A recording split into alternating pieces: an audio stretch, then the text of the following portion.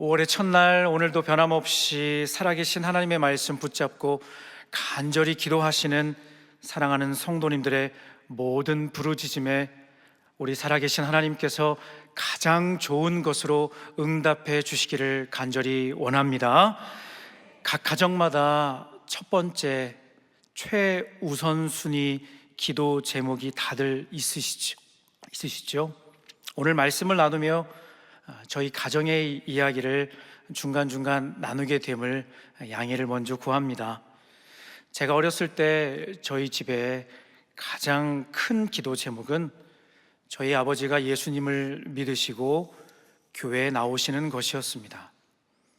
제가 가끔씩 말씀을 드려서 이제 많이 알고 계실 텐데, 어렸을 때 부모님은 쌀가게를 운영하셨습니다.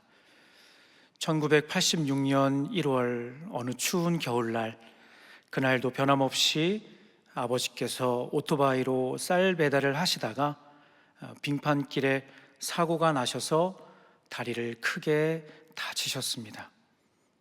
병원에 가니 의사 선생님께서 전치 6개월 진단과 회복이 되더라도 활동에 어려움이 많을 것이라는 소견을 주셨습니다. 치료를 받으시고 깁스를 한 채 집으로 돌아오신 아버지는 꼼짝없이 누워 계셔야만 했습니다. 그리고 며칠 뒤 어머니의 손에 이끌려 기도원에 가신 아버지는 정말 기적 같은, 지금도 참 이해할 수 없는 놀라운 치유를 경험하시고 눈물 콧물 쏟으시며 예수님을 만나게 되셨습니다. 마치 사울이 다메섹으로 가는 길 가운데 찾아와 주신 예수님을 만난 것 같은 생생한 체험을 하셨기에 당시 꼬마 민영이가 봤을 때도 많은 변화가 있으셨습니다. 그 중에 가장 놀라운 변화는 단연코 그렇게 신앙생활하기를 거부하셨던 아버지가 교회에 나오셨고 함께 예배를 드리기 시작했습니다. 그리고 1년 뒤, 그러니까 1987년 1월, 5월 가정의 달 기념으로 교회에서 열린 가족 찬양 대회에 온 가족이 참여하게 됐습니다. 그때 찍은 한 장의 사진을 준비했습니다. 가운데에 있는 꼬마 아이가 저고요. 그 옆에 있는 제 여동생입니다. 이 사진은 어릴 적 저희 가정이 경험한 기적 같은, 정말 기적 같은 하나님의 특별한 그 때를 기억하게 하는 소중한 증거 자료라고 할 수 있습니다. 사진 내려주셔도 좋을 것 같습니다. 오늘 함께 읽은 본문의 말씀 전도서는 통일왕국 이스라엘의 세 번째 왕 지혜자 솔로몬이 기록한 내용입니다. 저는 개인적으로 전도서를 읽을 때 먼저 3장부터 읽는 것을 추천드립니다. 왜냐하면 하나님의 모든 지혜가 엑기스처럼 녹아져 있는 잠언의 말씀을 읽은 후 전도서 1장에 넘어가면 이런 내용으로 시작하기 때문이죠. 헛되고 헛되며 헛되고 헛되니 모든 것이 헛되도다.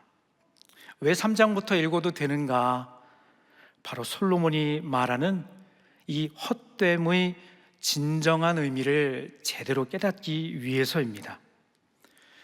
본문의 말씀을 읽으시며 발견하셨겠지만 매 절마다 쓰인 단어가 하나 있습니다. 혹시 발견하셨나요? 그렇습니다. 바로 때라는 표현입니다. 성경 창세기에서부터 요한 계시록까지 쓰인 수많은 단어 가운데 이 때를 통해 주시는 교훈과 메시지만 확실하게 붙잡는다면 웬만한 어려움도 이겨낼 수 있으며, 담임 목사님께서 그토록 강조하며 말씀해 주시는 브레이크스루 할 수 있는, 돌파할 수 있는 은혜도 경험하게 될 줄 믿습니다. NIV 영어 성경에 보면 이 때를 단순히 타임이라고 번역하고 있습니다.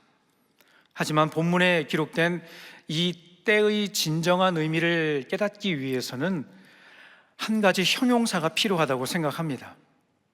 바로 텔레이오스라고 하는 단어입니다.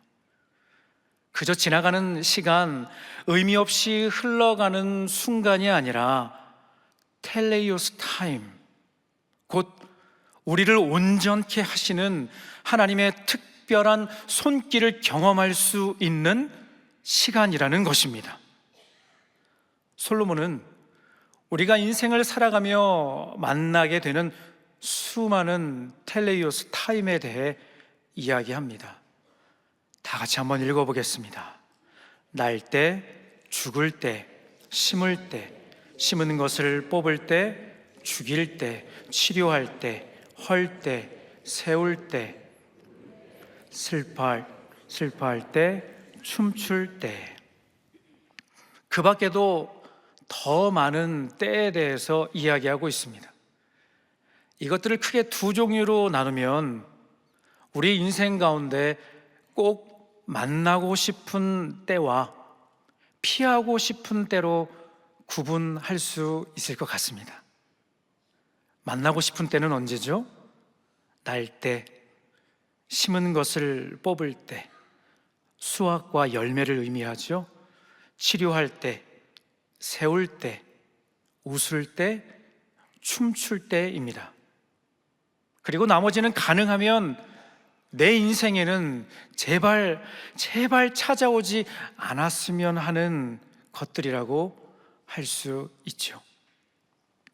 하지만 당대 최고의 현자, 아니 지금까지도 이와 같은 사람을 찾기 어렵다고 할 정도로 세상의 모든 지혜와 지식을 가진 솔로몬이 말하기를 이 둘은 언제나 동전의 양면과 같이 공존하는 것임을 말해주고 있습니다.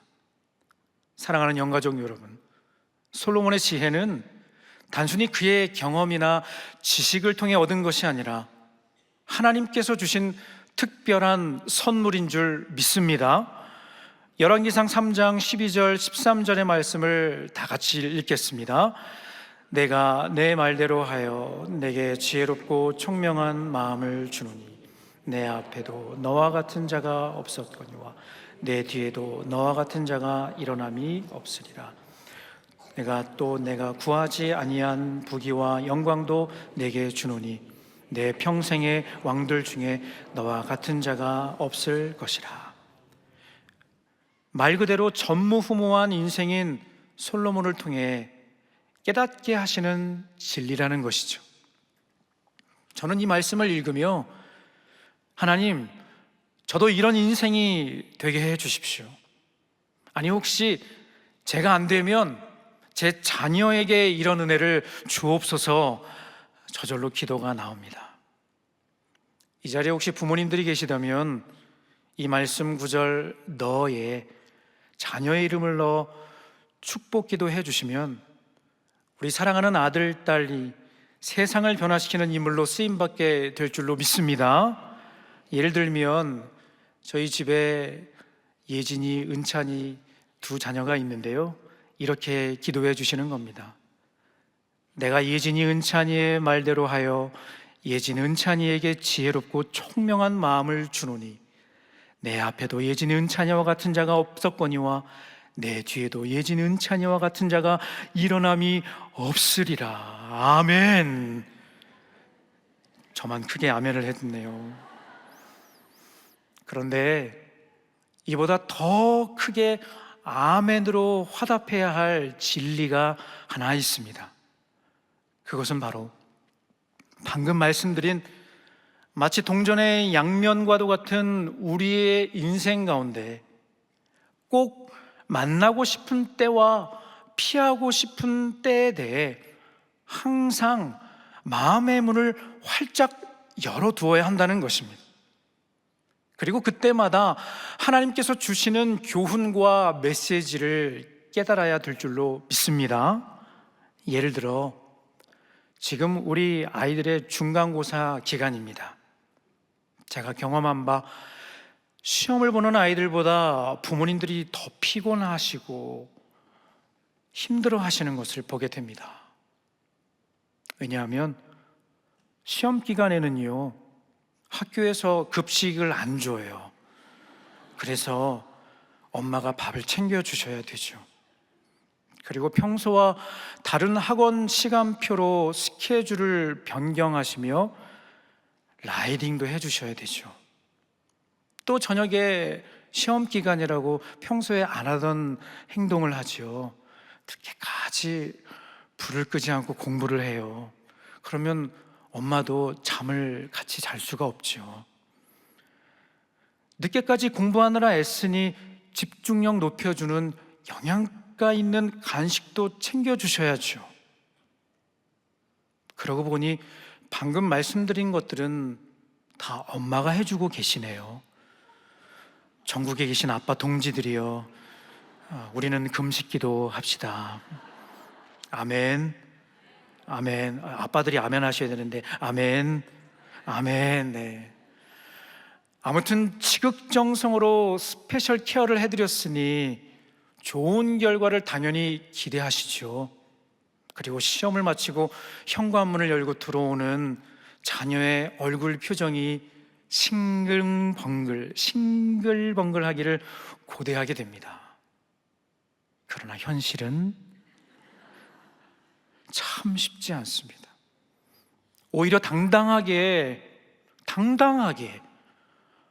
물어보지 마! 이건 반말인데, 그렇죠? 분명히 아이들은 끝에 요를 붙였을 겁니다. 물어보지 마요! 소리치고 방으로 들어가는 자녀들의 모습을 보며 아이들은 시험 보는 기간, 부모님은 시험에 드는 기간이 될지 모르겠습니다. 지금 굉장히 쉬운 예를 하나 들었음에도 불구하고 말씀을 적용하는 것이 어렵다는 생각이 듭니다. 사랑하는 우리 자녀들이 100점을 맞을 때도 있고요. 아멘을 안 하시네요. 100점을 맞을 때도 있고요. 실수해서 노력한 만큼 결과를 얻지 못할 때도 있지요. 그리고 몸과 마음이 항상 건강해서 예수님처럼 키가 자라듯 지혜도 자라기를 바랍니다. 하지만 마치 아픈 손가락처럼 눈물과 관심이 더 필요한 자녀들도 있을 것입니다.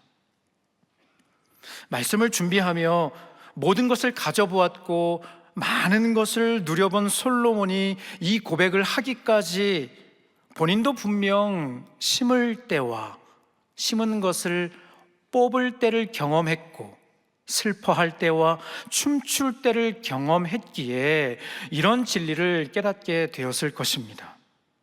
그렇다면 솔로몬의 인생에 있어서 추수할 때와 춤출 때는 언제였을까요? 아버지 다윗에 이어서 영광스러운 왕의 자리에 올라 대부분의 순간들이 축복의 시간이었습니다. 하나님께서 주신 지혜가 무엇인지 듣기 위해 성경의 기록 그대로 천하 모든 왕들이 특사를 보내서 솔로몬을 만나기를 원했죠. 그리고 선대에 이루지 못한 성전을 건축하는 위대한 역사를 감당하게 됩니다. 하나님께서도 얼마나 기쁘셨는지 솔로몬에게 또다시 나타나셔서 다음과 같이 말씀해 주셨습니다. 열왕기상 9장 2절 3절 말씀을 다 같이 읽겠습니다. 여호와께서 전에 기브온에서 나타나심 같이 다시 솔로몬에게 나타나사 여호와께서 그에게 이르시되 내 기도와 내가 내 앞에서 간구한 바를 내가 들었은즉 나는 내가 건축한 이 성전을 거룩하게 구별하여 내 이름을 영원히 그곳에 두며 내 눈길과 내 마음이 항상 거기에 있으리니. 아멘.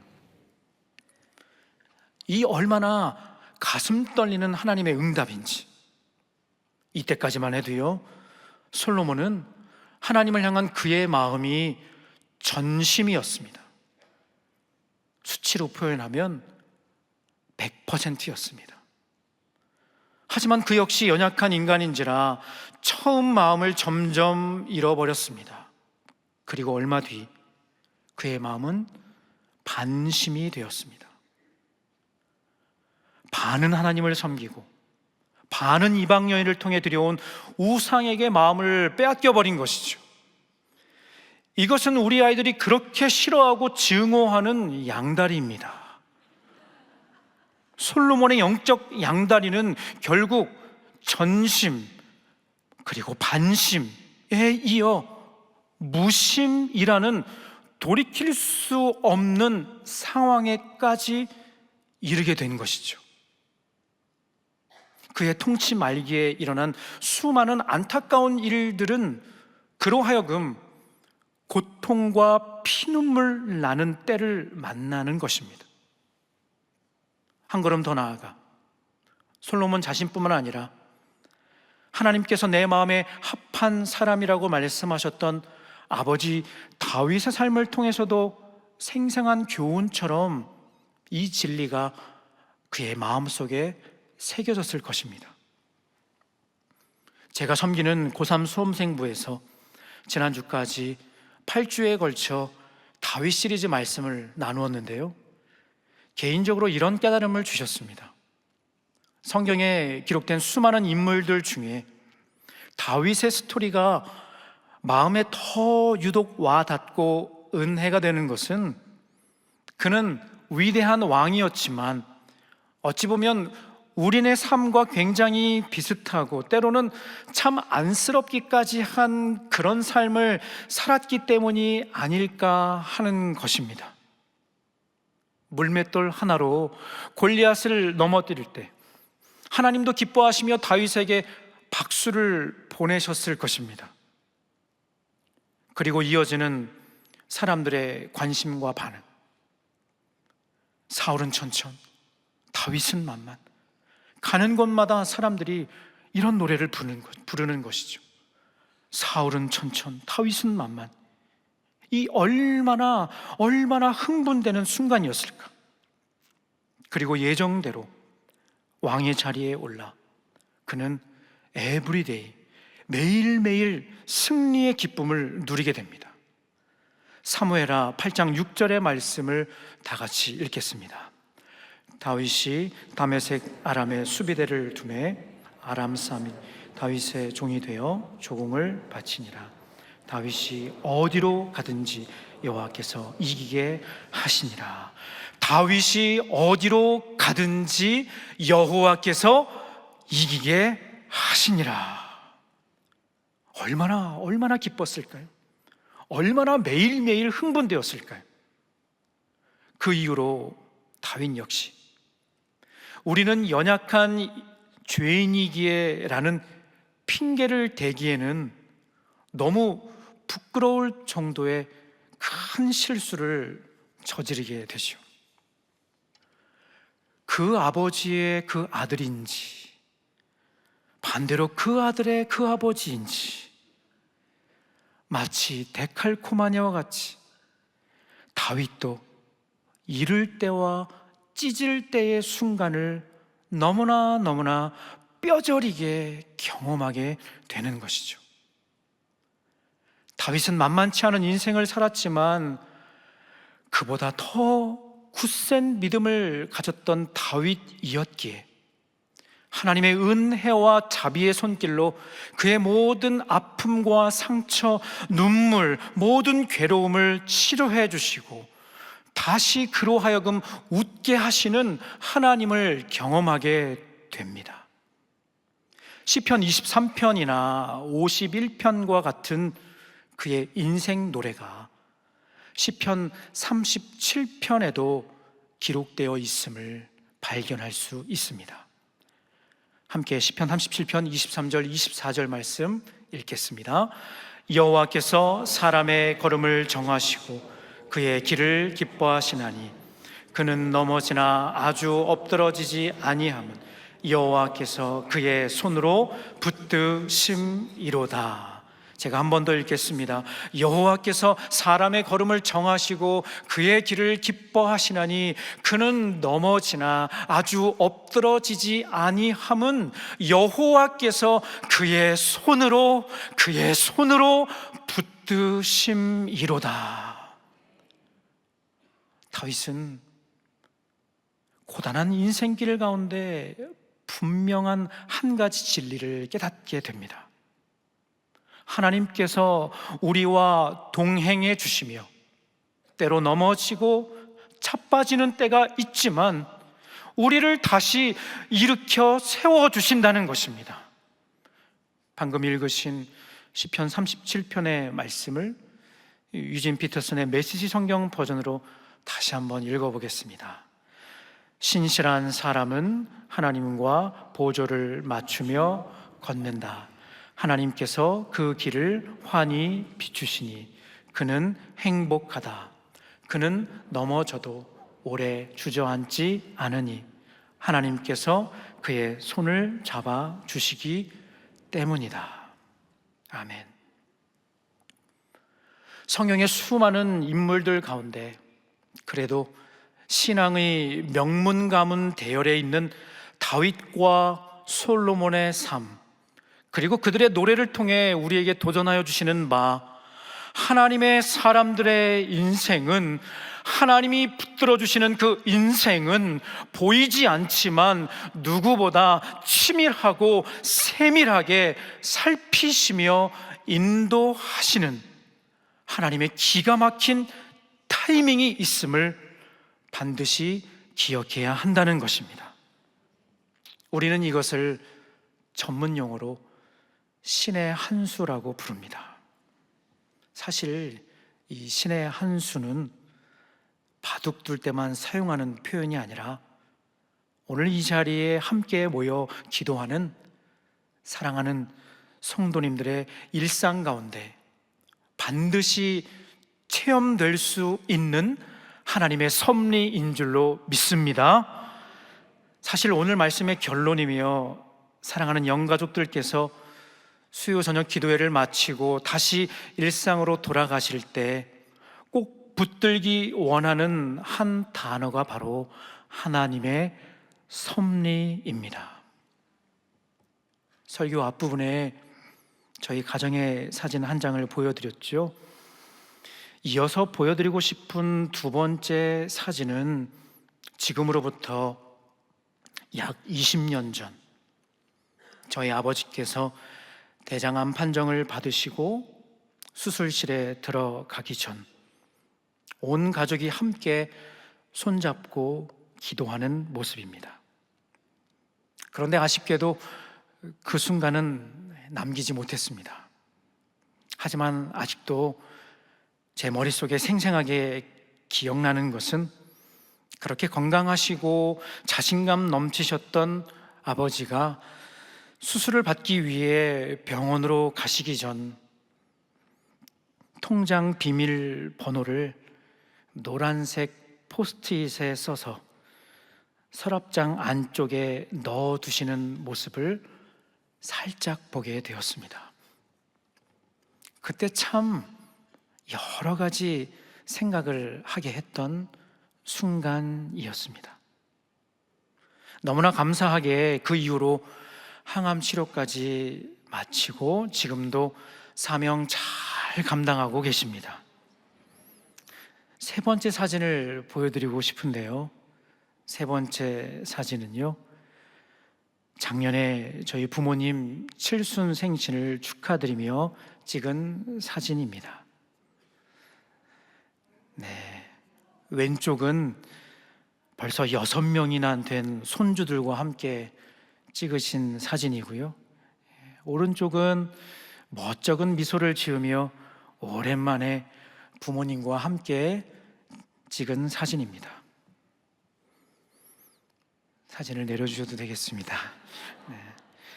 그리고 마지막으로 앞으로 찍을 네 번째 사진은 조금 특별할 것 같습니다.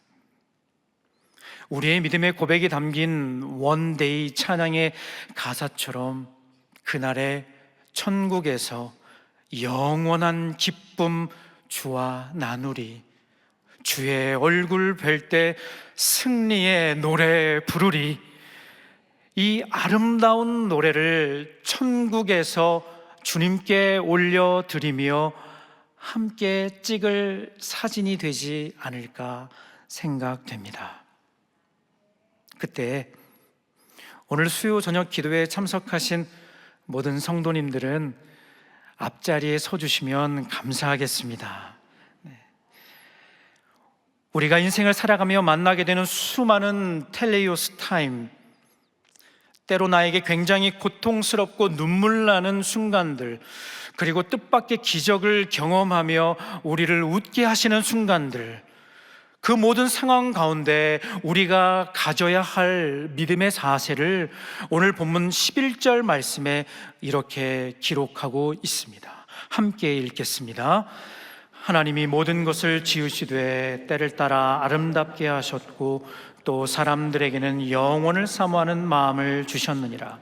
그러나 하나님이 하시는 일의 시종을 사람으로 측량할 수 없게 하셨도다. 아멘.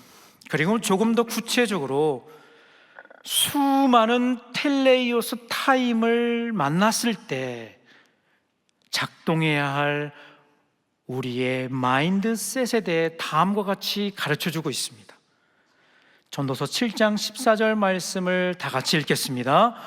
형통한 날에는 기뻐하고 곤고한 날에는 되돌아보아라. 이 두 가지를 하나님이 병행하게 하사 사람이 그의 장래일을 능히 헤아려 알지 못하게 하셨느니라. 아멘.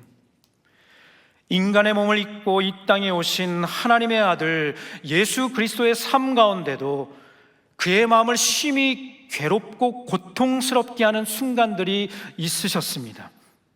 이제 정한 그때가 되어 십자가를 지시기 전 겟세마네 동산에 오르신 우리 주님의 솔직한 마음을 다음 말씀을 통해 확인할 수 있습니다. 마태복음 26장 37절, 38절 상반절 말씀입니다. 함께 읽겠습니다. 베드로와 세베대 두 아들을 데리고 가실새 고민하고 슬퍼하사 이에 말씀하시되 내 마음이 매우 고민하여 죽게 되었으니 100% 참 하나님이시며 100% 참 사람이신 예수님은 이 곤고한 때를 지나시는 가운데 아버지 하나님 앞에 납작 엎드려 기도하셨습니다. 내 아버지여, 만일 할만하시거든 이 잔을 내게서 지나가게 하옵소서. 그러나 나의 원대로 마시옵고 아버지의 원대로 하옵소서. 우리 주님은 그렇게 눈물 나는 고통의 그 순간을 피눈물 나는 절박한 기도로 이겨내시고 마침내 하나님의 뜻에 따라 우리를 구원하시기 위해 십자가를 지셨습니다. 그리고 우리에게 영원한 생명, 넘치는 기쁨을 주신 줄 믿습니다. 말씀을 정리하겠습니다. 5월 가정의 달을 맞이하며 사랑의 교회에 속한 모든 믿음의 가정들마다 하나님이 주인 되셔서 영원한 아름다움과 대대의 기쁨을 꿈꾸는 은혜가 있기를 간절히 바랍니다. 특별히 약속의 말씀처럼 자녀들은 예언하며 청년들은 환상을 보고 아비들은 새로운 차원의 꿈을 꾸게 하셔서 2033, 50 비전의 주역들로 더욱 멋지게, 더욱 귀하게 쓰임받게 되기를 소망합니다. 사랑하는 오정현 담임 목사님의 책 온전론 가운데 생각의 온전함 챕터에 다음에 보석 같은 한 문장을 발견하여 소개해 드리고자 합니다. 같이 한번 읽어볼까요? 신앙인에게는 사실이 전부가 아니다. 더 중요한 것은 사실의 주권자이신 하나님이다. 우리가 살아가며 수많은 때를 만나지만 그 모든 순간을 통치하시는 하나님이 계시기에 우리는 반드시 우리 가정과 한국 교회는 기필코 승리할 수 있습니다. 하나님의 기적 같은 섭리는 우리의 일상이 될 것입니다. 다 같이 기도하겠습니다. 사랑과 은혜가 풍성하신 하나님 아버지, 오직 주님만이 우리 삶의 주인, 우리 자녀들의 구원자 되심을 믿으며 마음의 무릎을 꿇고 기도의 두 손을 높이 든 사랑하는 주의 권속들을 붙들어 주옵소서.